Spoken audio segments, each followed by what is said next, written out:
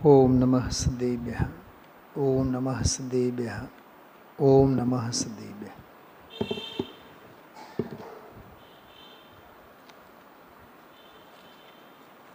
यस्य स्वयं स्वभावाप्तिरभावे कृष्णकर्मणः तस्मै संज्ञानरूपाय नमोस्तु परमात्मने। શું ગાયું હમણાં આપણે આ શ્લોક? આપણે અહીંયા પદ્ધતિ જ નથી, મૂળ શાસ્ત્રનું મંગલાચરણ હતું. હવે રોજ આપણે એ શ્લોક બોલશો, ખ્યાલ રાખજો. ભલે ભાગ પહેલો ચાલે, બીજું ચાલે કે ત્રીજું ચાલે, રોજ મંગલાચરણમાં સૌથી પહેલાં આ શ્લોકનો પાઠ આપણે કરશું. બ્રહ્મચારી શીતલ પ્રસાદજી દ્વારા એનો જે ગુજરાતી અનુવાદ છે, હિન્દી અનુવાદ છે,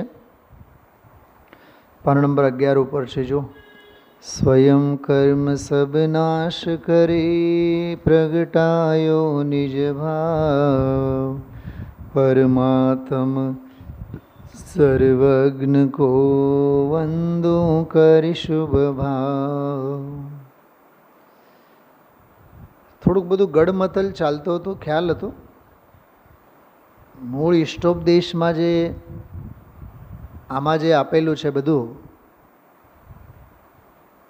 એનાથી સાવ જુદું ગુરુદેવશ્રી કંઈક વાંચતા હતા વિશદાર્થ કરીને. થોડીક વાત સાંભળો, 5-10 મિનિટ, મગજ ફરી જાય આપણું. 1890માં 2025 ચાલે છે. 1890માં સૌ પ્રથમ સુરતથી છપાયેલો ઇષ્ટોપદેશ બ્રહ્મચારી શીતલ પ્રસાદજીએ એનો હિન્દી અનુવાદ કર્યો. જે વિશદાર્થ લખેલો હોય ને 5-6 લીટીનો, એ બ્રહ્મચારી શીતલ પ્રસાદજીનો છે. આનો ઉલ્લેખ ક્યાંય તમારી પાસે પુસ્તકમાં નથી. બ્રહ્મચારી શીતલ પ્રસાદજીનો જે ભાવાર્થ વિશદાર્થ લખેલો હતો, એને આધારે ગુરુદેવશ્રીએ વ્યાખ્યાન કર્યા છે. અને આ જે સોનગઢથી છપાયેલો પંડિત આશાધરજી દ્વારા લખેલી સંસ્કૃતની ટીકા અને છોટાલાલભાઈ ગાંધી દ્વારા ગુજરાતીમાં કરેલો એનો અનુવાદ, એનો આમાં ક્યાંય નથી, કાંઈ પણ નથી અને ક્યાંય નથી. એટલે આ મૂળ ગ્રંથ સાથે રાખો તો તમને વિશેષાર્થમાં, ભાવાર્થમાં ઘણો માલ મળે. જેમ હમણાં આપણે સમાધિ શતક વાંચી ગયા, તો સમાધિ શતકના વિશેષાર્થમાં છોટાલાલભાઈએ કેટલી મહેનત કરી છે, એ આમાં નહીં મળે આપણને. આમાં જે શીતલ પ્રસાદજીએ વિવરણ થોડું ઘણું આપ્યું છે, બસ એને આધારે જ બધી ચર્ચા ચાલશે. 51 શ્લોકો છે માત્ર, અને ગુરુદેવશ્રીના 56 પ્રવચનો છે. 2 મહિના પૂરા નહીં, 56 દિવસમાં ખેલ ખતમ. આજે 2 શ્લોક તો પૂરા થઈ ગયા, અને કાલે બીજા શ્લોકની થોડીક હજી વાત કરશે, ત્રીજો અને ચોથો શ્લોક. આવતીકાલે 2 શ્લોક પૂરા. એમ કરીને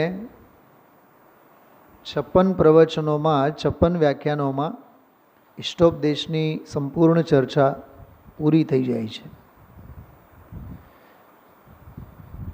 આ જોયું, આ જે ભાગ તમારા હાથોમાં છે, ક્યારે છપાયેલું છે, ધ્યાન ગયું? જોયું? થોડુંક પાના ફેરવ્યા પ્રસ્તાવનામાં? હા, સુનિલભાઈ શાસ્ત્રીને સૌભાગ્ય મળેલો છે આની પ્રસ્તાવના લખવાનો. 2011 16/10 દિવાળીના દિવસોમાં આપણે આનું પ્રકાશન અત્રે કરેલો. દિવાળીના દિવસોમાં નિર્વાણ કલ્યાણકના દિવસે આની પ્રકાશનની વિધિ આપણે સંપન્ન કરેલી. 15 વર્ષ થયા. આવતી દિવાળીએ 15 વર્ષ પૂરા થશે. 11 એમ 14 ગણો. તો આનો પરિચય થોડોક આપણે વાંચીએ છીએ. પહેલો દિવસ છે. પૂજ્યપાદ આચાર્યનો પરિચય અને ઇષ્ટોપદેશ ગ્રંથનો પણ પરિચય.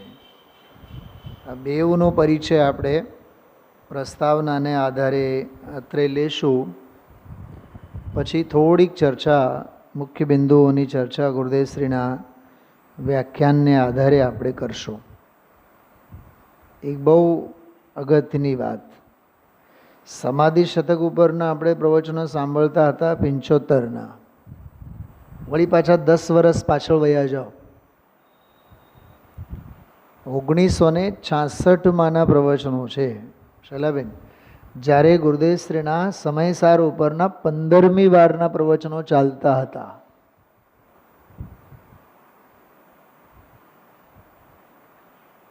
પછી 15 વર્ષના ગાળામાં 16મી વાર, 17મી વાર, 18મી વાર અને 19મી વાર સમયસારના એક વખતના પ્રવચનો પૂરા થતાં 220-25થી પોણા 300 દિવસ લાગતા. એટલે 2.5-3 વર્ષનો ગાળો એક વખતના સમયસાર ઉપરના પ્રવચનો માટે લાગેલા છે. 45 વર્ષને ડિવાઈડ કરો ને 19મી વાર, 19મી વાર તો અધૂરા જ છે. તો 2-2.5 વર્ષે એક વાર સમયસાર ઉપર આદ્યોપાન સ્વાધ્યાય ચાલતા. તો જ્યારે 15મી વારના સ્વાધ્યાય સવારે સમયસાર ઉપર ચાલતા, ત્યારે બપોરે ઇષ્ટોપદેશ ઉપરના પ્રવચનો ચાલતા. મારે એ કેવું છે આપને.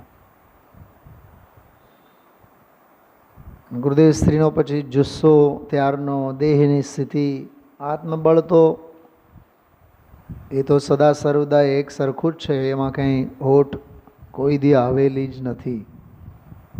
આ બધું થોડુંક અન્વેષણનો વિષય હોય છે. આપણે બેઠા અને હાથમાં પછી લીધા અને ગુરુદેવશ્રીના પછી શબ્દે શબ્દ આપણે પછી જોયા રાખીએ. એને આંધળા પાષાણ કહેવાય ભાભી, સુવર્ણ પાષાણ ન કહેવાય. સુવર્ણ પાષાણમાંથી સુવર્ણ બને, આંધળા પાષાણમાંથી નહીં. આ આરસ ઉપર કરો ને, આના ઉપર ગમે આમાંથી હોનું નીકળે. ગ્રેનાઇટ જે મઢેલા છે બધા આંધળા પાષાણ છે. આ તો સુવર્ણ પાષાણ. સુવર્ણ પાષાણમાંથી જ સોનું નીકળે.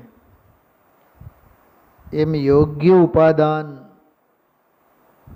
માર્મિક શબ્દ છે, માર્મિક ભાવ છે. યોગ્યોપાદાન યોગ્યેન દૃષદ સ્વર્ણતામ મતા. દ્રવ્યાદિ સ્વાદિ સંપત્તો પ્યાત્મતા મતા.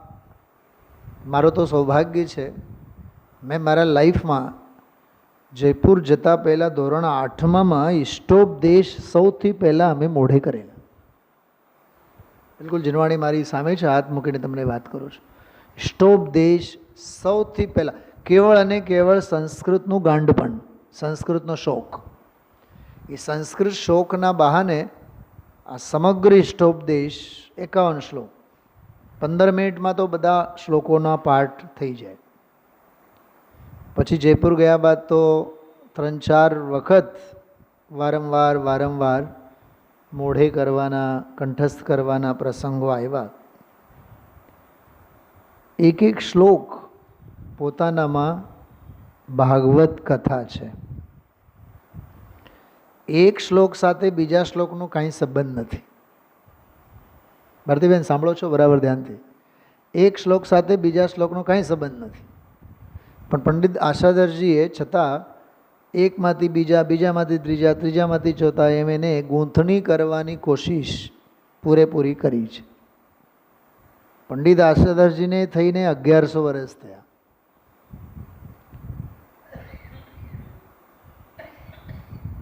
અને સંસ્કૃતની સરસ ટીકા એમણે લખી છે.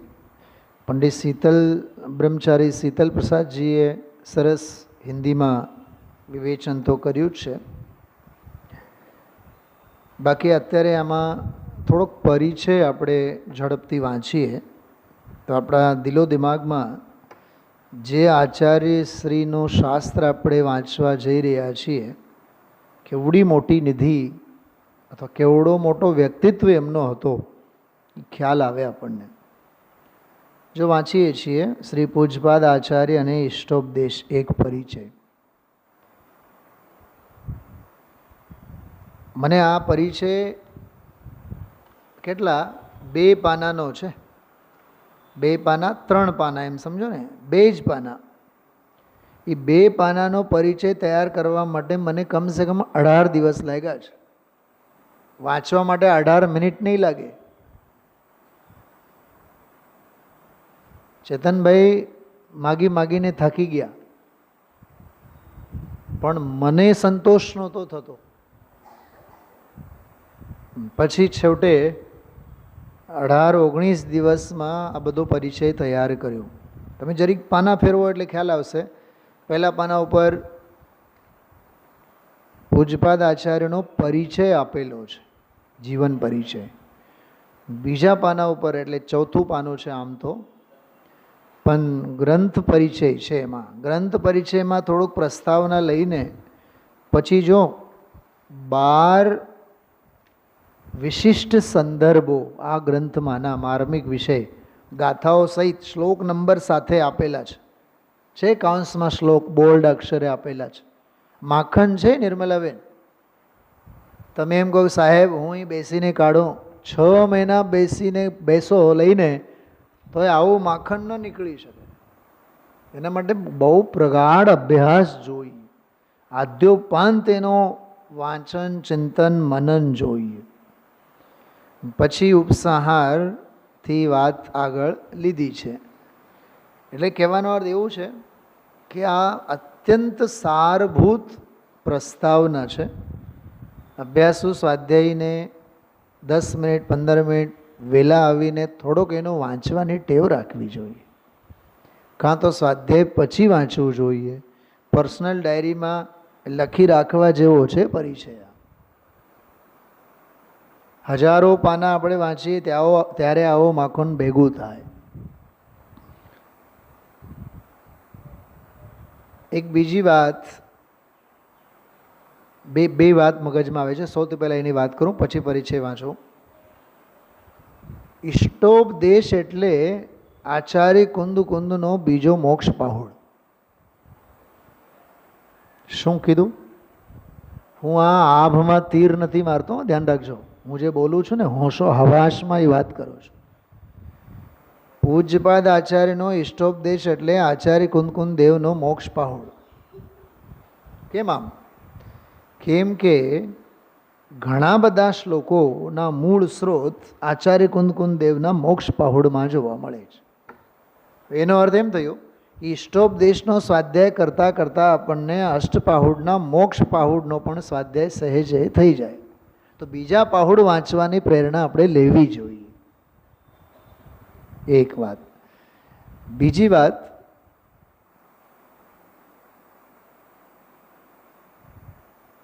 પૂજ્યપાદ આચાર્યનો અધ્યાત્મ રસથી સભર એવો આ સૌથી નાનામાં નાનો શાસ્ત્ર છે, નાનકડો શાસ્ત્ર છે. અને એમાં અધ્યાત્મનો અર્ક બધું આવી જાય છે. મારી પાસે જે આની 1890-95નું જે સાવ નાનકડી પાતળી એક પુસ્તિકા છે, સુરતથી છપાયેલો, પાના સાવ કોહવાઈ ગયા છે. એમાં એક બહુ સરસ વાત લખી છે કે જો કે સરખામણી કંઈ બરોબર નથી. બરોબર નથી એટલે કે આ જીનવાણી સાથે અને આ વીતરાગી વાણી સાથે વેદોની ક્યાં સરખામણી થાય, વેદાંતની ક્યાં સરખામણી થાય. પણ એ અન્ય મતમાં, બ્રાહ્મણ સંપ્રદાયમાં, હિન્દુઓમાં વેદ વ્યાસના બધા 18 પુરાણો, 4 વેદો તો બીજા બધા ઋષિઓના મંત્રદ્રષ્ટા ઋષિઓથી મળેલા બધા કહેવામાં આવે છે. પણ બધા ભેગા કરેલા કચરા બધા. તેમાં ઋગ્વેદ, યજુર્વેદ, સામવેદ, અથર્વવેદ, 4 વેદો, શિક્ષાકલ્પ, વ્યાકરણ, છંદ, નિરુક્ત, જ્યોતિષ, 6 વેદાંગો, બ્રાહ્મણ ગ્રંથો, આરણ્ય ગ્રંથો, ઘણું બધું વેદ સાહિત્ય છે. એટલે એમ સમજો ને કે 24 વર્ષ તો એ વેદો ભણાવવામાં આવે અને 25માં છેલ્લા વર્ષે વેદાંત ભણાવવામાં આવે. વેદોનો અંતિમ ભાગ એ વેદાંત. વેદાંત એટલે ઉપનિષદ સાહિત્ય. અને ઉપનિષદ સાહિત્ય જે છે એ આખો અધ્યાત્મ કહેવામાં આવે છે. ઓલામાં અધ્યાત્મ બધા કાંઈ છે ને એમાં ઈશ્વર કરતાની બધી વાતો છે, પણ અધ્યાત્મ કહીને એ અધ્યાત્મ તરીકે એને એ લોકો ઉપજાવે છે. અને ઘણા બધા, જેમ કે તમે લોકો એક સૂત્ર સાંભળ્યું છે, સત્યમેવ જયતે, સાંભળ્યું છે ને? સત્યમેવ જયતે બધાએ સાંભળ્યું છે આપણે. એ વેદોમાં આવતો એક મંત્ર છે, મંડુકોપનિષદ. 108 ઉપનિષદો છે મારી પાસે, એમાંથી કમસે કમ 50 ઉપનિષદ ગ્રંથો છે ઓલરેડી.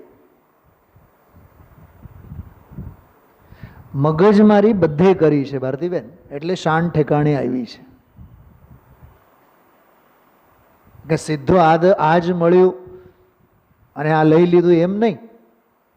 ઝેર પણ શું છે, દુનિયામાં ખોટું પણ કેટલું લખાણું છે, એ ઘણી વાર વાંચવામાં આવેલું છે. એટલે અમારા બારીલ સાહેબ તો એમ કહેતા, તમે એક વિદ્વાનો ટોડરમલજી છો એમ સમજો, એમ કહેતા. કેમ કે ટોડરમલજીએ પણ અન્ય મતો અંગે ઘણું વાંચ્યું હતું, પુરાણ શાસ્ત્રોનો ઘણો અભ્યાસ, અગ્નિપુરાણ, વાયુપુરાણ, સ્કંદ પુરાણ, એક પુરાણના દાખલાઓ મોક્ષમાં પ્રકાશકના 5મા અધ્યાયમાં લખ્યું છે. મોક્ષમાં પ્રકાશકનો 5મો અધ્યાય વાંચો એટલે આપણને ટોડરમલજી સાહેબનો અન્ય મતોનો, વેદોનો, પુરાણ ગ્રંથોનો સ્વાધ્યાય કેટલો ગહેન હતો એ આપણને ખ્યાલ આવે. જેમ ગુરુદેવશ્રીના આપણે નાટકો જોવા જતા તો અનુસૂયા અને ધ્રુવ અને મીરાબાઈ, આ બધા આપણને ખ્યાલમાં નહીં આવે.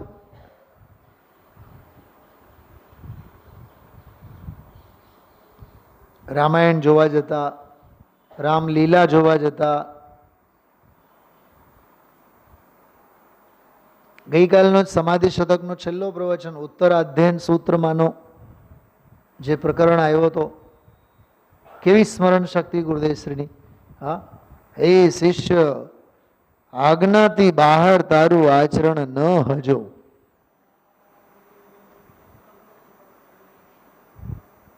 કેમ જવાનો આમ રાઈટમાં, આવવાનો લેફ્ટમાં, વન વેમાં નહીં ઘૂસવાનું, ને તો 1000 રૂપિયાનો દંડ આવે. તો છે કે નહીં રૂલ્સ રેગ્યુલેશન્સ? ગાડી હાંકવા માટે પણ રૂલ્સ છે કે નહીં? લાયસન્સ જોઈએ. એમ તત્વજ્ઞાનનો આ ગાડો હાંકવા માટે પણ સ્વાધ્યાય રૂપી લાયસન્સ આપણી પાસે જોઈએ. ભલે લર્નિંગનો હોય કે સર્ટિફાઈડ કાયમી લાયસન્સનો હોય. હા, વિદેશ પ્રવાસ તમે ખેડો, ભલે ને કરોડપતિ ને અબજોપતિ છો, પણ વિઝા તો જોઈએ જ. પાસપોર્ટ વિના અને વિઝા વિના તો તમે એરપોર્ટમાં અંદર એન્ટર જ નહીં થઈ શકો. ત્યાં કેમ આપણે ચૂપચાપ બધું સ્વીકારી લઈએ છીએ? હવે અહીંયા પાત્રતાનો પાસપોર્ટ ન હો, અભ્યાસ અને સ્વાધ્યાય રૂપી વિઝા ન હો, તો એ ડોળ તો એવા કરીએ છીએ કે અમે બહુ સ્વાધ્યાયી. શું ખ્યાલમાં આવે છે? શું કહેવા માંગો છો? હા ભાભી, ગઈકાલ રાત્રિનો સ્વાધ્યાય સાંભળ્યો? હા, સંયમની રક્ષા આંખની જેમ કરો, સાધર્મીની રક્ષા શરીરની જેમ કરો. વાત્સલ્ય કોને કહેવાય? ઘણું કીધું છે ભારતીબેન, સાંભળો, રાડ ફાટે. મેં તમારે વિદ્વાન ક્યાં જોઈએ છે? તમારે તો મજૂર જોઈએ છે, નોકર જોઈએ છે તમારે તો. પંડિતજીનું નામ લઈને વાત કરી છે રવિન્દ્રભાઈ પંડિતજીનો. મુમુક્ષુ વડે મંદિર છે ને મંદિર વડે મુમુક્ષુ છે. મુમુક્ષુઓની ઉપેક્ષા થશે તો મંદિર મંદિર ન રહે, અને મંદિરની ઉપેક્ષા થશે તો મુમુક્ષુ ન રહે. હવે મેં ઓલો ગ્રુપ ઉપર પંડિતજીને પ્રવચન મોકલ્યું છે ગઈકાલે. બધાને કીધું છે મુમુક્ષુઓને સાંભળવા માટે, જે પણ 20-25 જણા હોય. હવે કોણ ભાગ્યશાળી કેટલા સાંભળે ભગવાન જાણે. કોઈનું કઈ રિએક્શન તો આવતું નથી. સાંભળ્યું હોય તો આવે ને. એમાં બહુ પંડિતજીએ જોરદાર તમાચા માર્યા છે. જે મંદિરમાં સ્વાધ્યાય ન હો, સત્સંગ ન હો, તત્વાભ્યાસ ન હો, ભલે ને કરોડોનો મંદિરો હોય, સ્મશાન જેવા છે. જેમ કે જે ઘરમાં સ્વાધ્યાય ન હોય, શાસ્ત્રનો અભ્યાસ ન હોય, સાધર્મીનો સન્માન ન હોય, એમ જે સંસ્થામાં મુમુક્ષુનો સન્માન ન હોય, વિદ્વાનનો આદર ન હોય, એ મંદિર મંદિર નથી, એવું બોલ્યા છે. કદર કરો, કિંમત કરો. લાલુભાઈ જેવા લાલુભાઈને પણ દુકાન બીજી કરવી પડી, ઘર ખરીદવું પડ્યું, ભલે ને એનું નામ પછી સ્વીટ હોમ રાખ્યું હોય. હા, અધ્યાત્મને પચાવવું જ મુશ્કેલ છે સમાજને. વન વગડામાં વરસાદ જેવું લાગે ઘણી વાર. હા, આર્યભટ્ટ નામ સાંભળ્યું છે? ભાસ્કરાચાર્ય નામ સાંભળ્યું છે? ચરક સુશ્રુતના નામ સાંભળ્યા છે? નિર્મલાબેન તો ડોકા હલાવે છે, નહીં. અરે આ વિશ્વને ગણિતના સિદ્ધાંતો આપનારા ભાસ્કરાચાર્ય છે, આર્યભટ્ટ છે. અર્થશાસ્ત્રના સિદ્ધાંતો સમજાવનારા આચાર્ય ચાણક્ય છે.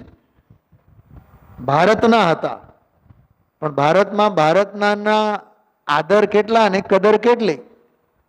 આજે આજે બોલ્યા ગુરુદેવ, પડ્યું હોય છે ત્યારે બધું જ પડ્યું હોય છે.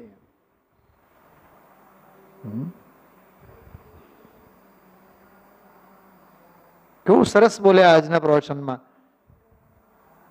કે જો કામ નહીં આવે, પરિણમન ન થાય, શા કામનું? પરિણમનમાં આવવું જોઈએ ને. જો એક સેકન્ડ માટે કાઢો, પછી પરિચય વાંચીએ આપણે. ઉપાદાન શક્તિની જે વાત ગુરુદેવશ્રી કરી, શા કામનું એમ, અને સાવ દેશી ભાષામાં ગુરુદેવશ્રી બોલ્યા શું કામનું એમ.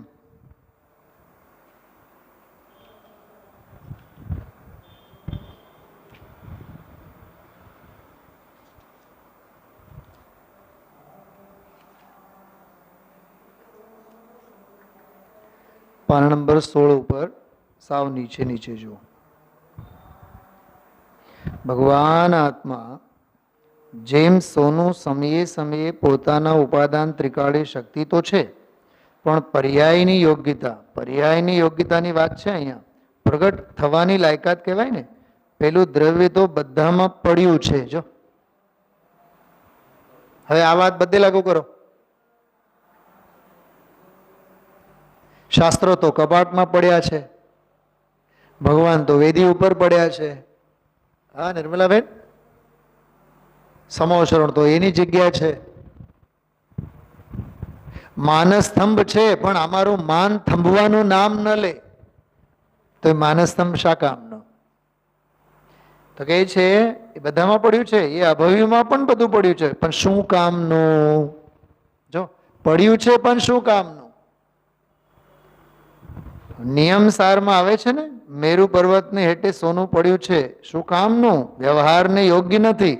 અરે નિયમ સારમાં આવે છે, મેરુ પર્વતની હેઠે સોનું પડ્યું છે, કેટલું? અબજો મણ, કેટલા મણનું ક્યાં પાર છે, પણ શું કામનું? હવે સિદ્ધાંત એમ જેની પર્યાયમાં, પર્યાયમાં એટલે ભારતીબેન પરિણમનમાં,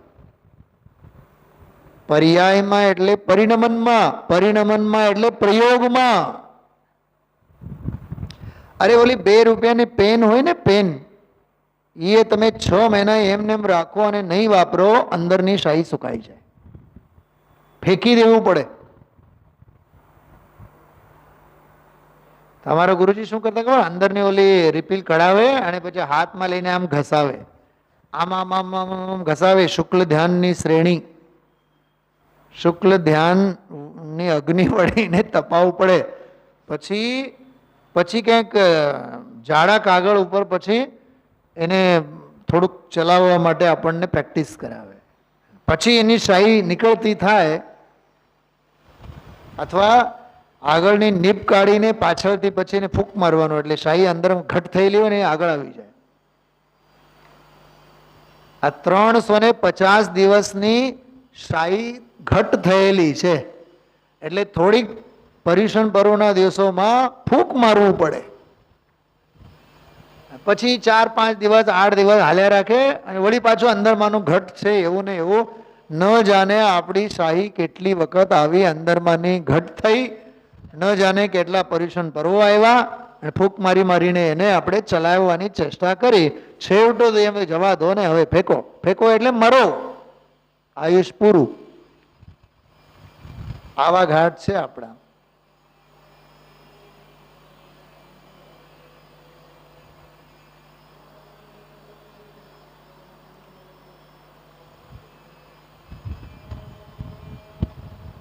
આમાં કેટલી સરસ વાત કરી કે જેની પર્યાયમાં પ્રગટ ન થાય એ ગુણનું શું કામના, એ ગુણ શું કામના.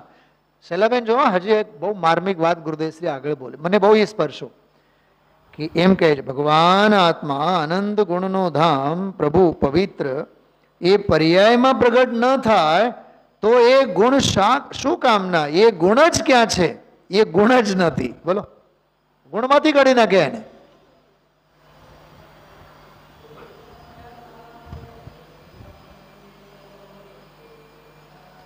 આ પાના છે ને 17મા પાને, એમાં વ્યવહાર આત્મા અને નિશ્ચય આત્માની જ્યાં વાત કરી, તો વચ્ચે જો ઝડપથી તમે લોકો જો મળી જાય તો એમાં એટલું સરસ બોલ્યા છે ગુરુદેવશ્રી કે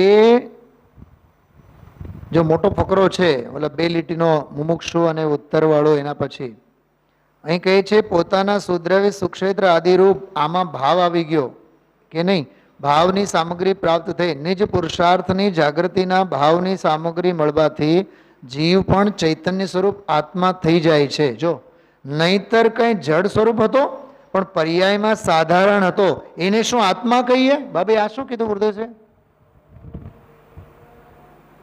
આ શું કહેવા માંગે છે ખબર? એમ કહેવા માંગે છે સાધારણ રાગ દેશ અને શુભાશુભ ભાવે પરિણામ તો આત્મા આત્મા જ નથી, જડ છે. શું શું કીધું? આ કોઈ વેપારી હોય ને, વેપારી જેની લાખોની કમાણી હોય, એને 1000, 100, 200, 1000, 2000, 5000 ની કઈ ગણતરી નથી એને. જેમ આ બધા ભ્રષ્ટાચારમાં પેલા હજારો રૂપિયા લેતા, ભ્રષ્ટાચાર ટેબલ મની, હવે હજારોની જગ્યાએ સમજો કે લાખ, 2 લાખ, 2-5 લાખ એમ. હવે તો 200 કરોડ, 500 કરોડ, 600 કરોડ જેટલા મોટા ઘપલા, એ હવે એ લાખ, 2 લાખ, 2-5 લાખની તો કઈ કિંમત જ નથી. સમજો આવું હું શું કહેવા માંગુ છું? એમ અહીંયા કહે છે ભાભી, રાગ દેશ વગેરેના સામાન્ય નહીં, ચારે ગતિઓમાં રખડવા રૂપના ઘોર અજ્ઞાનના ભાવો જીવ કરે, એ આધ્યાત્મિક ભ્રષ્ટાચાર છે મોટામાં મોટો. શું કીધું? સ્કેન્ડલ. 4 ગતિ 84 લાખ યોનિઓમાં ભમવા રૂપના ઘોર અજ્ઞાનના પરિણામો, ઘોર અજ્ઞાનના પરિણામો મોટા મોટા બધા ધાર્મિક સ્કેન્ડલો છે. કંઈક સમજાય છે? બંધ બેસાડવા માંગીએ છીએ ઓલા દ્રષ્ટાંત સાથે આપણે, એમ જ છે. એટલે ગુરુદેવ જો આમાં એમ બોલે છે કે એને શું આત્મા કહીએ? આમ ચૈતન્ય ઝળકી ઉઠે આખો, કેવળ જ્ઞાન, અનંત અતિન્દ્રિય આનંદ, પૂર્ણ વીર્ય અને અનંત દર્શન, એ ચૈતન્ય સ્વરૂપ આત્મા. આહા હા હા, એ ચૈતન્ય સ્વરૂપ આત્મા. હવે જો અલ્પજ્ઞ, અલ્પદર્શન, અલ્પવીર, એ ચૈતન્ય સ્વરૂપ આત્મા છે. શું બોલે આગળ? નહીં. તો નહીં એટલે એ જડ છે, એ હીણો આત્મા, વ્યવહારી આત્મા સાધારણ છે. નિશ્ચય સ્વભાવ ભગવાન પોતાના શુદ્ધ ઉપાદાનની અંદરની જાગૃતિથી પૂર્ણ ચૈતન્ય સ્વરૂપ વ્યક્ત અભિવ્યક્તિ પ્રગટ થઈ ગઈ, એવા પરમાત્માને સોનાનો દાખલો લાગુ પડે, આંધળાવાળા પથ્થરને લાગુ નહીં પડે. કેવો અંદરનો આમ, જેને કહીએ ને, એક ઇંગ્લિશમાં એક બહુ સરસ વાક્ય બોલાય છે, best yet to be done. તમે સાંભળ્યું શૈલાબેન? સાંભળ્યું નથી? Best yet to be done, હજી શ્રેષ્ઠ પરફોર્મન્સ કરવાનું બાકી છે.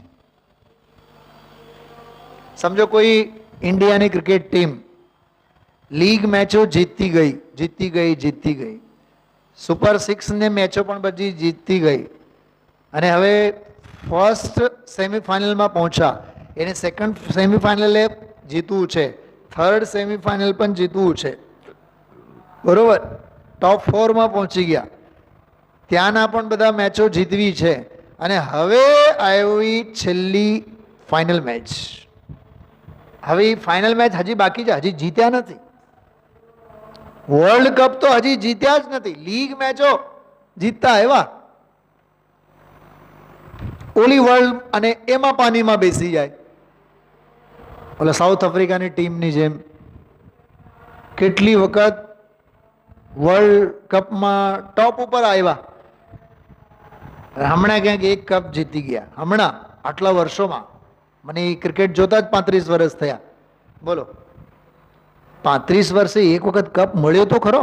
અહીંયા તો 35 કરોડ ભાવ ગયા, કોઈ તત્વજ્ઞાનનો એક નાનકડું કપ પણ મળ્યું નથી. શું સમજાય છે? હા, મોઢામાં આવેલો કોળિયો છીનવાઈ જાય છે, એવા ઘાટ. એટલે પોઈન્ટ સમજાણો. હા, ચૈતન્ય સ્વભાવે પરિણમેલો આત્મા જ આત્મા છે.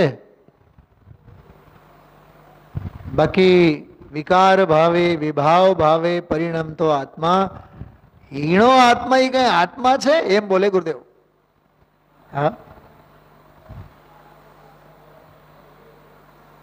1000, 2000, 10, 20 નો લાભ કઈ લાભ છે?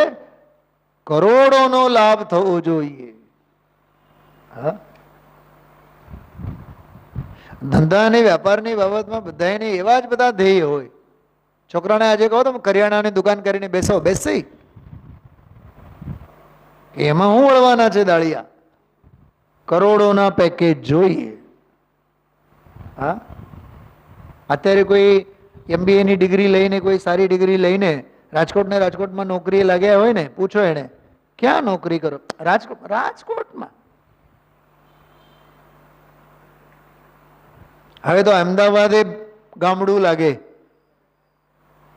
એટલે હવે તો ઇન્ડિયામાં જો નોકરી કરતો હોય અને પ્લેસમેન્ટ શબ્દ અને પેકેજ શબ્દ વાપરતો હોય તો કોઈને મગજમાં નહીં આવે. અમે તો લંડનમાં, અમે તો અમેરિકામાં, અમે તો કેલિફોર્નિયામાં, અમે તો નાસામાં, ફલાનામાં, ઢીકણામાં. એમાં કેમ સપનાઓ બધા મોટા મોટા?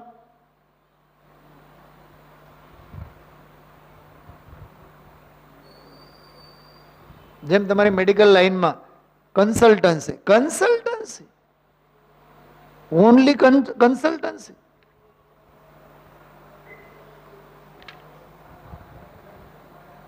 ખ્યાલમાં આવે છે? એમાં પછી સર્જન હોય, સર્જરી કરે. હા, અડે એટલે હજારો રૂપિયા મળે, અડે એટલે લાખો રૂપિયા મળે. તો ડોક્ટરને એમ લાગે કે આપણે કંઈક રળીએ છીએ. એમ કહેવા માંગે છે આમાં, તું ચૈતન્ય સ્વભાવનો કરોડો અબજો ખરબોની આનંદની સંપત્તિને રળતો થા, તો તું આત્મા છે. બાકી તને અમે આત્મા જ નથી કહેવાના.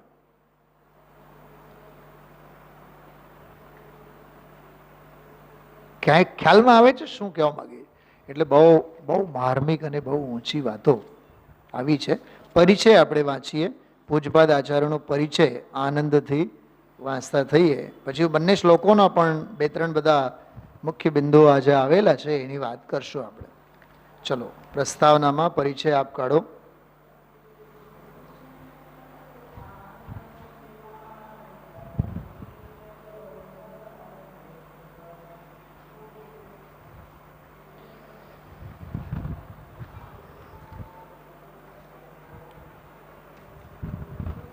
જીવન પરિચય. શ્રી દેવનંદી અપર નામ પૂજપાદ આચાર્ય મૂળ સંઘ અંતર્ગત નંદી સંઘના પ્રધાન આચાર્ય હતા. જો એમનું નામ છે દેવનંદી, તો નંદી આવે ને શબ્દ, તો નંદી સંઘના પ્રધાન આચાર્ય હતા. તેઓ સૂક્ષ્મ સિદ્ધાંતજ્ઞ, સિદ્ધાંતના જાણકાર હતા. પ્રખર દાર્શનિક તેમજ ગૂઢ વ્યાકરણજ્ઞ વૈયાકરણ હતા. જો 3 વિશેષણો. સૂક્ષ્મ સિદ્ધાંતજ્ઞ એટલે સિદ્ધાંતોની સૂક્ષ્મ પકડ એમને હતી વસ્તુ સ્વભાવના. પ્રખર દાર્શનિક, દાર્શનિક વિદ્વાન હતા, ફિલોસોફર હતા બહુ મોટા. અને ગૂઢ વ્યાકરણજ્ઞ એટલે વ્યાકરણને પણ જાણનારા હતા, વૈયાકરણ હતા.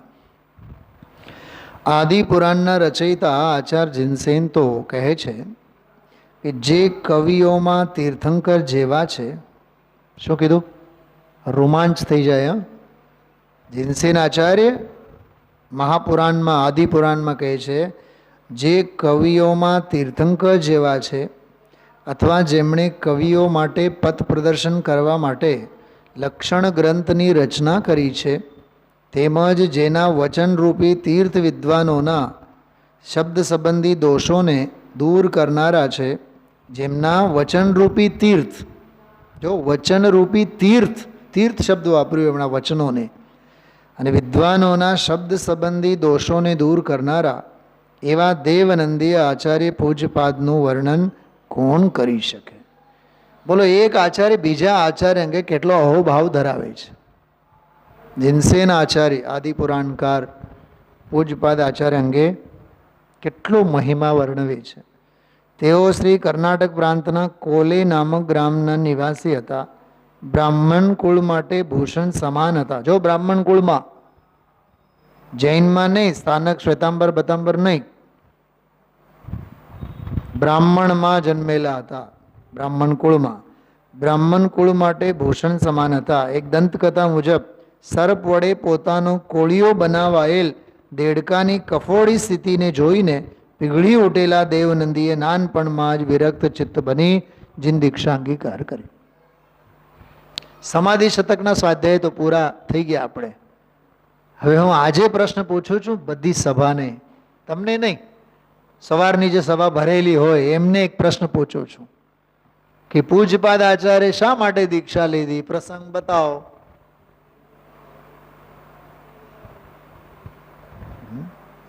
બોલો નિર્મલાબેન. ખબર જ નથી. કે અમારે તો બેઠા એટલે પાનું 5 પહેલું પ્રવચન ચાલો, બેઠા ને ઉભા થઈને વયા ગયા. થોડોક અભ્યાસ કરો આગળ પાછળનો. સાપ દેડકાને ગળે છે તે પ્રસંગે વૈરાગ્ય પામીને પૂજ્યપાદ આચાર્યને દીક્ષા લેવાના ભાવ થાય. કેવો હોનહાર વિચાર કરો. દક્ષિણ ભારતની અતિ પ્રાચીન કન્નડ ભાષામાં કવિરાજ ચંદ્રૈયા દ્વારા રચાયેલ ગ્રંથ પૂજ્યપાદ ચરિતે, આ ગ્રંથ તો અને આના પછીનો રાજાવલી કથે, આ બંને ગ્રંથો મેં મૈસૂરથી મંગાવ્યા છે કન્નડમાં. મારી પાસે છે આ શાસ્ત્રો બંને, પૂજ્યપાદ ચરિતે અને યોગચંદ્ર દેવેન્દ્રચંદ્રની રાજાવલી કથે. કન્નડમાં નામ છે બધા. કથે, કથા એમ કહીને ગુજરાતીમાં આપણે. રચનામાં આચાર્યશ્રીના જીવન પરિચય અંગે વિગતે પરિચય ઉપલબ્ધ થાય છે. તેમના પિતા શ્રી માધવ ભટ્ટ હતા, જ્યારે માતાનું નામ શ્રીદેવી હતું. તેઓ શ્રીનું દીક્ષા નામ દેવનંદી હતું. પછીથી પૂજ્યપાદ તેમજ જિનેન્દ્ર બુદ્ધિ વગેરે નામોથી પણ તેઓ વિખ્યાત બન્યા. જિનેન્દ્ર બુદ્ધિ પણ કહેવાય. શૈલાબેન, જેમની બુદ્ધિ કોના જેવી હતી? બોલો ભારતીબેન, કોના જેવી? જિનેન્દ્ર ભગવાન જેવી હતી. બોલો કેવા બુદ્ધિશાળી હતા પૂજ્યપાદ. આપણને એ અહોભાવ આવવો જોઈએ કે આવા આચાર્યનો શાસ્ત્ર આપણે વાંચીએ છીએ.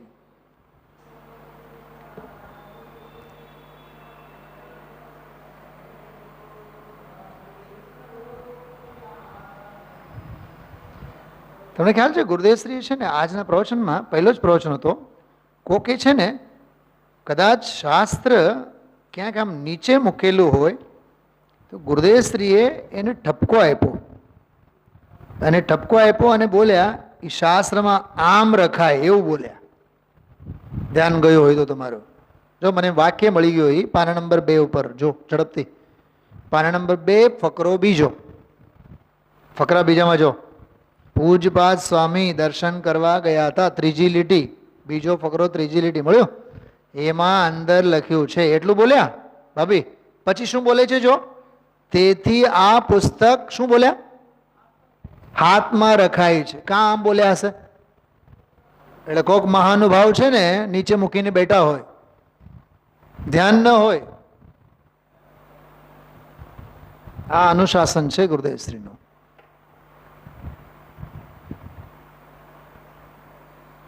હું સાચું કહું તમને, ગુરુદેવશ્રી શ્વાસ પણ લે ને, મને તો એમાંય સમયસાર સંભળાય છે.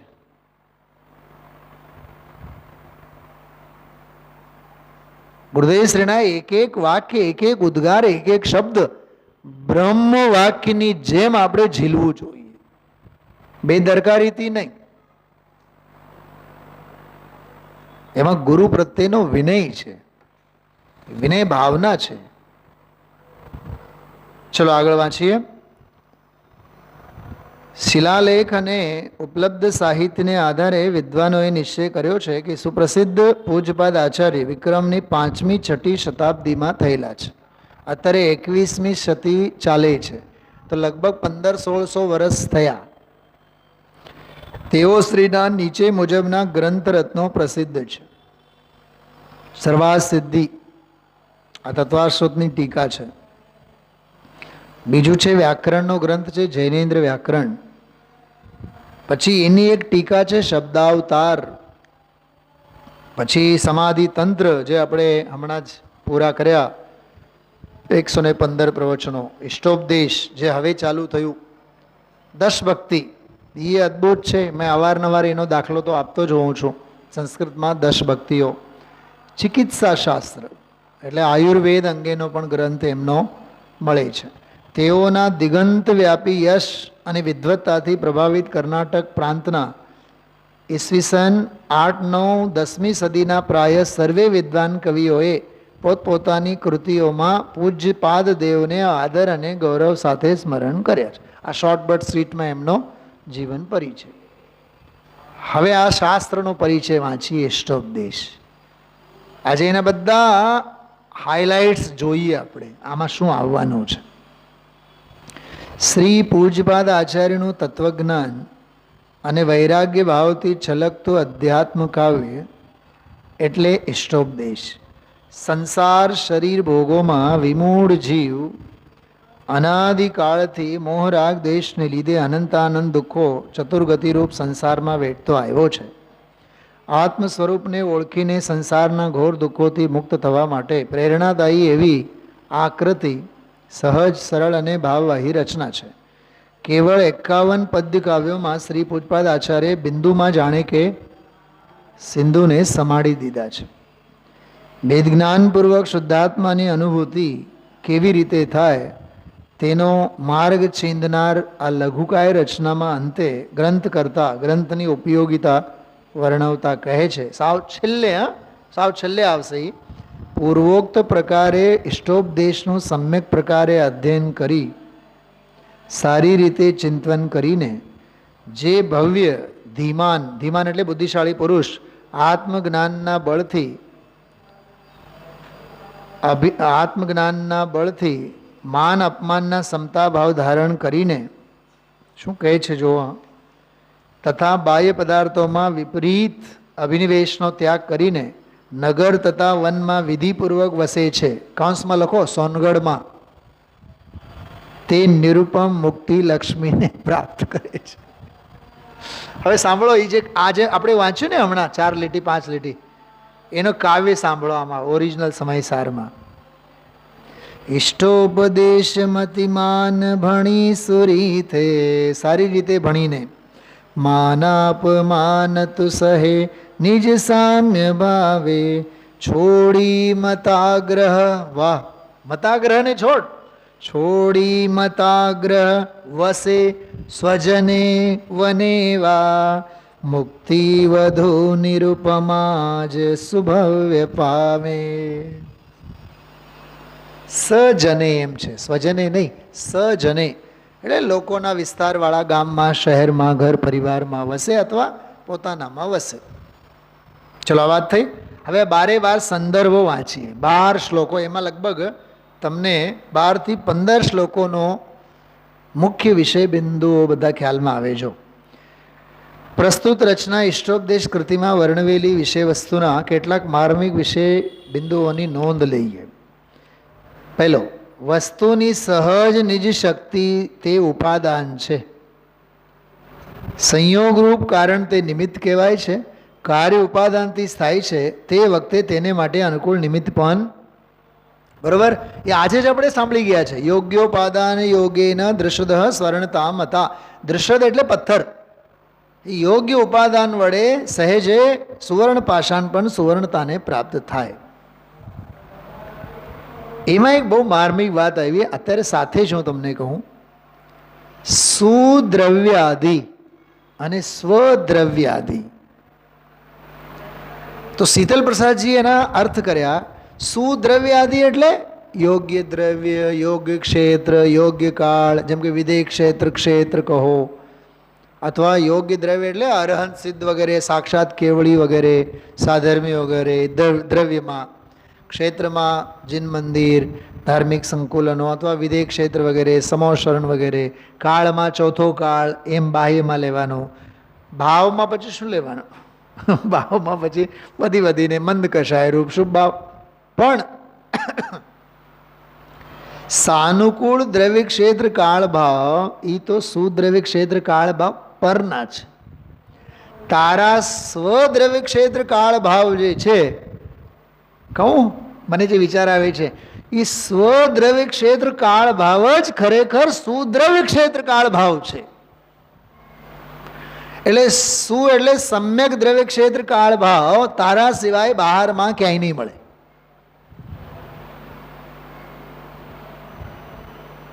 જેમ સમજો કોઈ પત્ની છે, તો પત્નીને કાળો ગોરો ભૂરો ગમે તે જે જેવો મળ્યો છે એનો વર ને. અને કાની કુબડી લંગડી પાંગળી જેવી મળી એવી એની ઘરવાળી પત્ની. પોઈન્ટ સમજાય છે મારો? હવે દુનિયામાં ભલે ને ગમે તેવી સુંદર સ્ત્રી હોય, એને એ દૃષ્ટિએ તો જોઈ જ નથી શકવાનો. એ અને દુનિયામાં ગમે તેટલા પુરુષો, ગમે તેટલા પુરુષાર્થી દેખાય, પણ એમને કંઈ પતિની નજરે તો એ સ્ત્રી તો જોઈ જ નથી શકવાની. જે ભાગ્ય જોગે જીવનમાં મળ્યું છે. હા, ખ્યાલમાં આવ્યું? એમ જે પોતાનું સર્વસ્વ છે, સ્વદ્રવ્ય ક્ષેત્ર કાળ ભાવ, શૈલાબેન, એ સ્વદ્રવ્ય ક્ષેત્ર કાળ ભાવ એ જ સુદ્રવ્ય ક્ષેત્ર કાળ ભાવ. સુ પણ મિથ્યા જ છે અને કુ પણ મિથ્યા જ છે. સમ્યક દર્શન જ્ઞાન ચારિત્ર ક્યાં? આત્મામાં. મિથ્યા દર્શન ચારિત્ર ક્યાં? મિથ્યા દર્શન જ્ઞાન ચારિત્ર પણ ક્યાં? કે તારા આત્મામાં. તારી વિપરીતતાએ વિપરીતતા તારામાં જ છે, અને તારા સમ્યક પરિણમન તારામાં છે. 2-3 દિવસ પહેલા કીધું હતું, મારા સુખે હું સુખી, મારા દુઃખે હું દુઃખી. કોકના સુખે મારું સુખ નથી, કોકના દુઃખે મારું દુઃખ નથી. मेरे सुख से मैं सुखी, मेरे दुखों से मैं दुखी. मानूं तो दुखी, नहीं तो मेरे जैसा कोई परम सुखी दुनिया में नहीं है. વરસાદ પડે ધોધમાર, ખેડૂત તો મોરની જેમ નાચે, અને આપણે શહેરી બાબુઓ બધા અને શહેરી મેડમો બધા, આપણે જરાય નહીં ગમે. જો ને વરસાદ, એને તો લટકા ઝટકા સાથે તો ઓફિસે જવું હોય, અને ઓલો વરસતા વરસાદમાં બિયારણ લઈને અન્નદાતા ખેડાતો હોય ખેતરને. સંયોગ એક, પણ દરેકે દરેકના રિપ્લાય જુદા છે.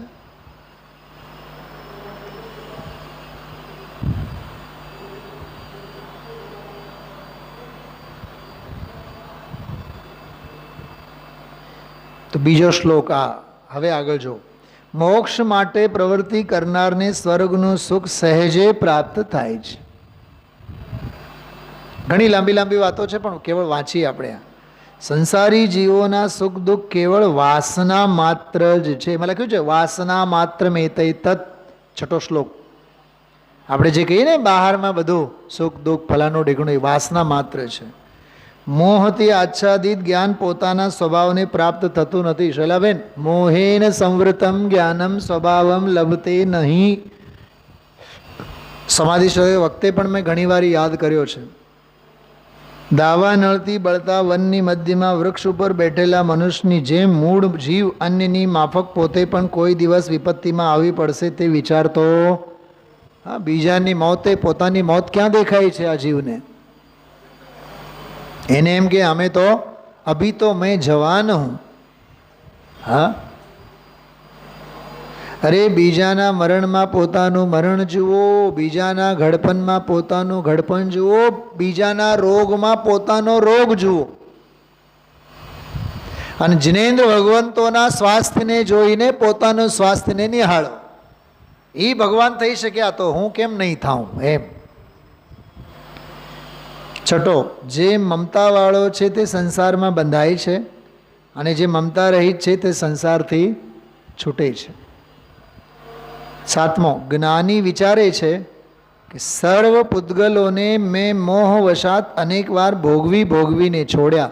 હવે એ ઉચ્છિષ્ટ પદાર્થોમાં મને કાંઈ પણ સ્પૃહા નથી. ભાભી, આ વાંચ્યા બાદ શ્રીમદજી યાદ આવવા જોઈએ. ફરીથી વાંચો છું, યાદ કરો ત્યાં સુધી. ને ચિંતા નહીં કરતા, હું કહું છું. જ્ઞાની વિચારે છે કે સર્વ પૂતગલોને મેં મોહવશાત અનેકવાર ભોગવીને છોડ્યા. હવે એ ઉચ્છિષ્ટ પદાર્થોમાં મને કંઈ પણ સ્પૃહા નથી. બોલો, શ્રીમદજીનો છંદ બોલો. નહીં, આ પૂર્વસર નહીં. સકળ જગત તે એઠવત અથવા સ્વપ્ન સમાન, તે કહીએ જ્ઞાની દશા, બાકી વાચા જ્ઞાન. અરે આ તો એઠું છે. સકળ જગત તે એઠવત, એ તો અનંતવાર મેં ભોગવીને છોડ્યું છે. એઠું છે. પણ નવા બંગલા, નવું મકાન, નવા ફર્નિચર. અરે ઓલા નવા જે ફર્નિચર આવ્યા છે, રિસાયકલિંગ પહેલાં કોના મુસલમાનના ઘરે હશે, કોઈક હરિજનના ઘરે હશે. એ જ પરમાણુ બધા ભેગા થઈને રિસાયકલિંગમાં બનીને પછી નવો સોપો બનીને મારી ઘરે આવ્યો હોય, એમાં શું હરક પદોળા થવાનું? જ્ઞાનાર્ણવ શ્રાવકાચારમાં જ્ઞાનાર્ણવમાં શુભચંદ્ર આચાર્ય અને કાર્તિકેયાનું પ્રેક્ષામાં સ્વામી કાર્તિકેય દાખલા આપે છે કે જે તને તારી સ્ત્રી દેખાય છે ને, જેમાં તો વિષય ભોગવે છે, એમાં જે પરમાણુઓ છે ને, વાસનાના ભાવો તને થાય, એ સ્ત્રીના જ શરીરમાં જે પરમાણુઓ છે, કદાચ એ પરમાણુઓ પૂર્વમાં તારી માના શરીરમાં હશે.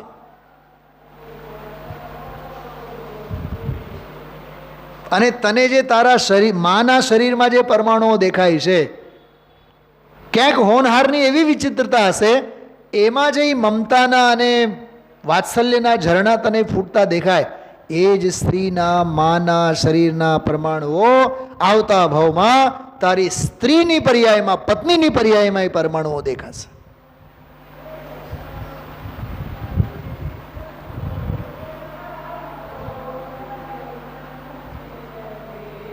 બોલો, કેવો વૈરાગ્ય છે શાસ્ત્રોમાં. હમણાં મેં 3-4 દિવસ પહેલાં પાર્શ્વનાથ ભગવાનની વાત કરી હતી. કમઠની પત્ની કેવળ મરુભૂતિ પાર્શ્વનાથના જીવ પ્રત્યે એક કુણી લાગણી અનુભવે છે. મારો દેવર કેટલો સારો છે, કેવો રૂપાળો છે, કેવો સજ્જન છે. આવા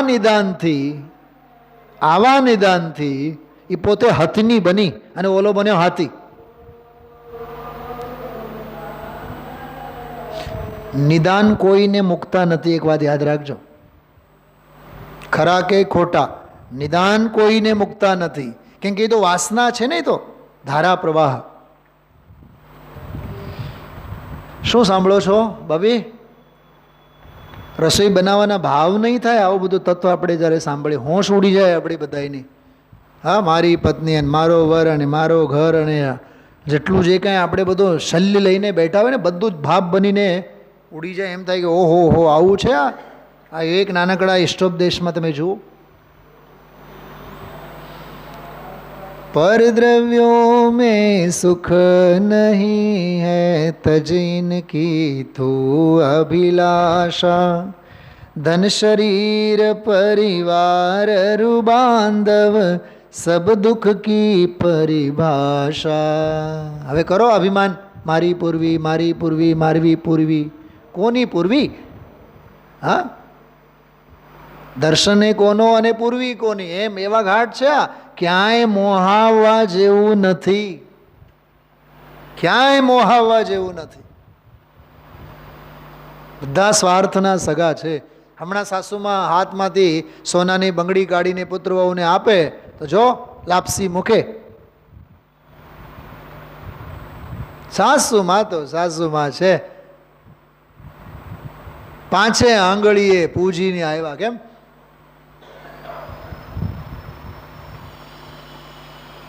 દુતારાઓની ટોળી છે બધાની, દુતારાઓની ટોળી.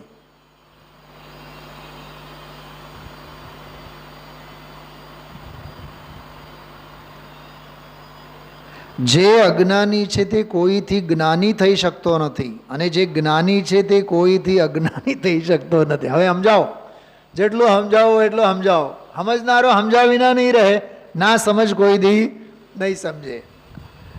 ગુરુ આદિ તો ધર્માસ્તી ગાયની પેટે નિમિત્ત માત્ર છે. શૈલાબેન આજના પ્રવચનમાં ગુરુદેવશ્રી બહુ ગજબની વાત કરી.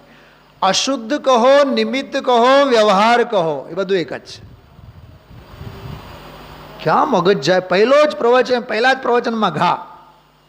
શું કીધું? ફરીથી બોલું છું. જો નિમિત્ત કીધું એટલે મોઢામાં પાણી આવે, વ્યવહાર કીધું એટલે જરીક મોઢું બગડે. હવે અશુદ્ધ કીધું, હવે શું કરશો? હવે વર્તીબેન કંઈક સમજાય છે? શું કીધું? જે નિમિત્ત છે, જેને વ્યવહાર કહેવામાં આવે છે, બધું અશુદ્ધમાં આવે. એ આંધળા પથ્થર. સોનું તો સુવર્ણ પથ્થરમાંથી બને. ગુરુ આદિ તો ધર્માસ્તિકાયની પેટે નિમિત્ત માત્ર જ છે. જેમ જેમ આત્માનુભવ થતો જાય તેમ તેમ સુલભ વિષયો પણ રૂચતા નથી. આ હમણાં જ સંદર્ભ આપણે વાંચી ગયા છે સમાધિ શતકમાં 37મો શ્લોક. હવે 38. જેમ જેમ વિષયો પ્રત્યે અરુચિ થાય તેમ તેમ આત્માનુભવની પરિણતિ વૃદ્ધિ પામતી જાય છે. યથા યથા સમાયાતિ સંવિત્તૌ તત્વમુત્તમમ તથા તથા ન રોચંતે વિષયા સુલભાપી. અને બીજું, યથા યથા ન રોચંતે વિષયા સુલભાપી તથા તથા સમાયાતિ સંવિત્તૌ તત્વમુત્તમમ. 37 અને 38મો શ્લોક. જે અજ્ઞાની પૂતગલને અભિનંદે છે તેનો કેડો 4 ગતિમાં પૂતગલ છોડતું નથી. આ પણ સંદર્ભ સમાધિ શતકમાં આપણે વાંચી ગયા છીએ.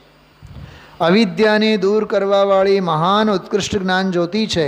મુમુક્ષુએ તેના સંબંધમાં પૃચ્છા કરવી, તેની જ વાંછા કરવી અને તેનો જ અનુભવ કરવો જોઈએ. જીવ જુદો છે અને પૂતગલ જુદું છે, એ જ તત્વોપદેશનો સાર છે. બીજું જે કાંઈ પણ કહેવામાં આવ્યું છે તે બધો તેનો જ. જીવ જુદા પૂતગલ જુદા, યહી તત્વ કો સાર. એ આ ઇષ્ટોપદેશનો શ્લોક છે 50મો. બાકી તો ઉપસંહાર બધું તમે લોકો વાંચી લેજો. બાકી મંગલાચરણ પછી, મંગલાચરણ તો શું, એના પહેલાં પણ પંડિત આશાધરજી એક બહુ સરસ વાત કરી કે જે જેને ચાહે એના ગુણાનુવાદ કર્યા વિના નહીં રહે. कि जो जिस गुण को चाहने वाला हुआ करता है वह उस गुण संपन्न पुरुष विशेष को नमस्कार किया करता है. એમ કરીને પરમાત્માના પ્રેમી પરમાત્માને વંદન કરે છે એમ કરીને મંગલાચરણ શરૂ કર્યું. યસ્ય સ્વયં સ્વભાવાપ્તિરભાવે ગ્રસ્ત કર્મણઃ તસ્મૈ સંજ્ઞાન રૂપાય નમોસ્તુ પરમાત્મને. યસ્ય સ્વયં સ્વભાવાપ્તિ, જેને પોતાના સ્વભાવની પ્રાપ્તિ સ્વયં આપમેળે જ થઈ છે. પણ ક્યારે? કૃષ્ણ કર્મણ અભાવે, સર્વે કર્મોના અભાવ થવાથી. એ વાતે સંજ્ઞાન રૂપાય એટલે સમ્યક જ્ઞાન સ્વરૂપ જે પરમાત્મા છે એને અમે વંદન કરીએ છીએ. બરાબર? એવી રીતે આમાં અર્થ લીધો સામાન્ય. પછી એમાં દ્રવ્યકર્મ, ભાવકર્મ, આ તે ઘણો બધો એનો વિસ્તાર આમાં કર્યો. પછી પાના નંબર 10 ઉપર એની મૂળ ટીકા થોડીક લીધી છે અને ટીકાનો પણ બ્રહ્મચારી શીતલ પ્રસાદજીએ જે અર્થ કર્યો ને એની જ વાત કરી. અને એના ઉપરથી સ્વાધીન, સ્વતંત્ર, સ્વયંભૂ એ બધી નિમિત્તોની નિરપેક્ષતા એની બધી વાત એમાં આવી છે. 1-2 પ્રમેય ખાસ યાદ રાખવા જેવું આમાં હતું, એની થોડીક વાત કરીએ. દ્રવ્ય ક્ષેત્ર કાળ ભાવની તો મેં વાત કરી જ છે. ઉપાદાનમાં યોગ્ય ઉપાદાનની વાત કરી છે, બહુ સરસ. અને એમાંય યોગ્ય ઉપાદાનમાં તત્સમયની યોગ્યતાની અપેક્ષાએ બહુ સરસ ચર્ચા આમાં લીધી છે. પણ સામગ્રીમાં બાહ્ય સામગ્રી તો ઠીક છે, પણ મૂળ તો સ્વદ્રવ્ય ક્ષેત્ર કાળ ભાવ વગેરેની જે સામગ્રી છે એ જ મૂળ સામગ્રી છે. એની વાત આમાં વિશેષ રૂપે સમજવું જોઈએ. પાના નંબર 17 ઉપર જે વાત કરી છે ગુરુદેવશ્રીએ, હીણો આત્મા એ ખરેખર કોઈ આત્મા છે નહીં, એ એક બહુ માર્મિક ચર્ચા એમાં આવેલી છે. એટલે વિકાર અને વિભાવ ભાવ રૂપે પરિણમતો આત્મા, એ આત્મામાં એની ગણતરી લીધી નથી. અચ્છા, જો રાત્રિની ચર્ચામાં ગુરુદેવશ્રીએ પ્રવચન સારનો ઓલો પ્રમેય મૂકવા અંગે સભાને સૂચન કર્યું 15માં 16મા પાના ઉપર, કે રાત્રે તમે ચર્ચામાં એ મૂકો એમ કરીને. એ બહુ પ્રકરણ માર્મિક હતો કે જે નવી પર્યાયની પ્રાપ્તિ થઈ તો એ સંયોગ છે, અને ઓલી જૂની હતી ગઈ બેયને પ્રાપ્ત થઈ વિયોગ છે. તો નિર્મળ મોક્ષ માર્ગ આદિકનું પ્રગટ થવું એ આખો પર્યાયનો સંયોગી ભાવ છે. ખ્યાલમાં આવ્યો? એટલે આ બહુ સરસ પ્રકરણ આમાં છે 15 અને 16મા પાને. ક્યાં જો ઇષ્ટોપદેશ ગુરુદેવશ્રી વાંચે છે અને ક્યાંથી ક્યાં દ્રષ્ટિ ગુરુદેવશ્રીની પ્રવચન સારના એ માર્મિક પ્રકરણ ઉપર જાય છે. પંચાસ્તિકાયનું પણ પ્રકરણ ગુરુદેવશ્રીએ આમાં યાદ કર્યું છે. બાકી તો શબ્દે શબ્દ આગમ અને પરમાગમોના બધા ઉત્કૃષ્ટ ભાવો આમાં નીકળે છે.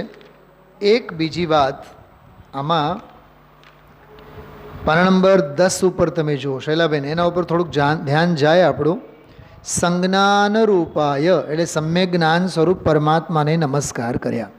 એમાં કેટલું સરસ લખ્યું છે, આત્મા કો જો कि मुख्य एवं अप्रतिहत अतिशय वाला होने से. આ જે વાત છે ને, આ બહુ માર્મિક વાત છે કે અપ્રતિહત અતિશય વાલા. જો કે આ ચર્ચા તો સમાધિ શતકના શરૂઆતમાં પણ આવેલી છે કે અપ્રતિહત અતિશય વાલા. એટલે અપ્રતિહત અતિશય વાળો એટલે જેને કેવળ જ્ઞાન આદિ આવ્યું એવું, કે અપ્રતિહત જ્ઞાન દર્શન आनंद आदि प्रकट थया होने से समस्त सांसारिक प्राणियों से उत्कृष्ट हैं. તમે થોડુંક સમાધિ શતકનો પણ અભ્યાસ કરો, એમાં આ બધી ચર્ચા સરસ આવી છે. તો જ્ઞાન સ્વરૂપી ભગવાન આત્માને નમસ્કાર કરીને સુવર્ણ પાષાણનો દૃષ્ટાંત આપીને યોગ્ય ઉપાદાન, જો એક બીજી વાત કરું, યોગ્ય ઉપાદાન એટલે શુદ્ધ ઉપાદાન કેળવવાની વાત કરી. અશુદ્ધ ઉપાદાન રૂપ પરિણમન તો અનાદિકાળથી છે, પણ એક વખત મોક્ષ માર્ગમાં શુદ્ધ ઉપાદાનનું પરિણમન થાય તો આત્મકલ્યાણનો માર્ગ પ્રશસ્ત થાય. એટલી માર્મિક ચર્ચા આ 2 શ્લોકોને આધારે આજે કરી. જીવન પરિચય, એમના ગ્રંથો, ઘણી બધી ચર્ચાઓ આપણે આવરી લીધી છે. જો સહેજે કલાકની માથે થયું તો જ આદ્યોપાન થાય, નહીં તો નહીં થાય. ઘડિયાળના કાંટા તરફ જો આપણે ધ્યાન આપીએ તો કાંઈ પૂરું નહીં થાય. વિશેષ પછી લેશું. ઓમ નમઃ સિદ્ધિભ્ય.